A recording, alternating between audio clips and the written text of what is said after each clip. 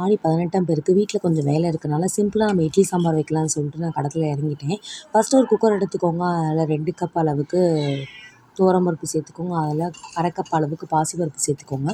பாசிப்பருப்பு சேர்த்துட்டு நல்லா தண்ணி ஊற்றி நல்லா வாஷ் பண்ணிக்கோங்க. வாஷ் பண்ணிவிட்டு எடுத்து வச்சுக்கோங்க. எடுத்து வச்சதுக்கப்புறமா நம்ம தக்காளி, வெங்காயம் இந்த மாதிரி நான் கட் பண்ணியிருக்கேன் இல்லையா, இந்த மாதிரி சின்ன சின்ன பீஸஸாக நீங்கள் கட் பண்ணி எடுத்து வச்சுக்கோங்க. கட் பண்ண பீஸஸாக நீங்கள் குக்கரில் ஒன்றா போட்டுக்கலாம். நீங்கள் 2 பெரிய சைஸ் வெங்காயம், 2 தக்காளி சேர்த்துருக்கேன். அவ்வளோதான். இதில் எந்த ஒரு காய்கறியும் நம்ம சேர்க்க மாட்டோம். வெறும் தக்காளி, வெங்காயம் மட்டும்தான். இது 2யுமே போட்டு உங்களுக்கு தேவையான அளவு தண்ணி ஊற்றிக்கோங்க. நான் இன்றைக்கி மூழ்கிற அளவுக்கு மட்டும் தண்ணி ஊற்றிருக்கேன். தண்ணி ஊற்றினதுக்கப்புறமா கொஞ்சமாக மஞ்சப்பொடி, அதுக்கப்புறமா சில்லி பவுட்ரு, தனி மிளகாத்தூள்னு சொல்லுவோம் இல்லையா, அது கொஞ்சமாக சேர்த்துக்கோங்க. அதுக்கப்புறமா சாம்பார் பொடி அதையும் சேர்த்துக்கோங்க. சேர்த்துட்டு அதுக்கப்புறமா கல் உப்பு போட்டுக்கோங்க. போட்டு நல்லா மிக்ஸ் பண்ணிக்கோங்க. மிக்ஸ் பண்ணி குக்கரில் வேக வச்சுக்கோங்க. நல்லா ஒரு 6லேருந்து 7 விசில் வந்ததுக்கப்புறமா வெந்து வந்த பருப்பு இந்த மாதிரி கரண்டியை வச்சு நல்லா மசிச்சு விட்டுக்கோங்க. அதுக்கப்புறமா உங்களுக்கு தேவையான அளவு வாட்ரு தண்ணி சேர்த்துக்கோங்க. தண்ணி சேர்த்துட்டு அதை அடுப்பில் கொஞ்சம் சூடு பண்ணிக்கோங்க.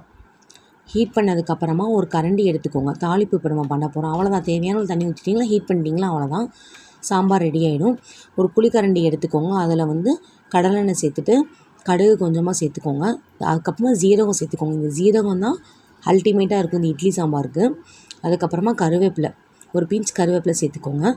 அதுக்கப்புறமா பெருங்காய பவுட்ரு, வாசனைக்காண்டி பெருங்காய பவுட்ரு சேர்த்துட்டு தாளிப்பு பண்ணதை குழம்புல சேர்த்து நல்லா ஆட் பண்ணிக்கோங்க. ஆட் பண்ணி விட்டுட்டு நல்லா மிக்ஸ் பண்ணிக்கோங்க. மிக்ஸ் பண்ணிவிட்டு நல்லா ஒரு கிண்டி விட்டுக்கோங்க, கலரி விட்டுக்கோங்க. நல்லா கொதித்து வர வரைக்கும் வெயிட் பண்ணுங்கள். அதுக்கப்புறமா ஃபைனலாக ஒரு கொத்தமல்லி தலையை கொஞ்சமாக தூவி இறக்கி விட்டிங்கன்னா அருமையான இட்லி சாம்பார் ரெடி. அவ்வளோதாங்க.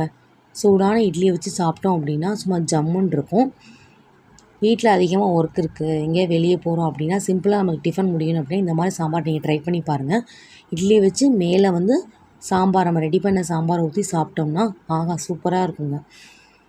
இந்த வீடியோ பிடிச்சிருந்ததுன்னா லைக் பண்ணுங்கள், ஷேர் பண்ணுங்கள், கமெண்ட் பண்ணுங்கள், மறக்காமல் சப்ஸ்கிரைப் பண்ணுங்கள். நீங்கள் இந்த இட்லி சாம்பார் செஞ்சுட்டு எப்படி இருக்குன்றதை மறக்காமல் கமெண்ட் செக்ஷனில் சொல்லுங்கள். பாய். நெக்ஸ்ட் வீடியோவில் பார்க்கலாம்.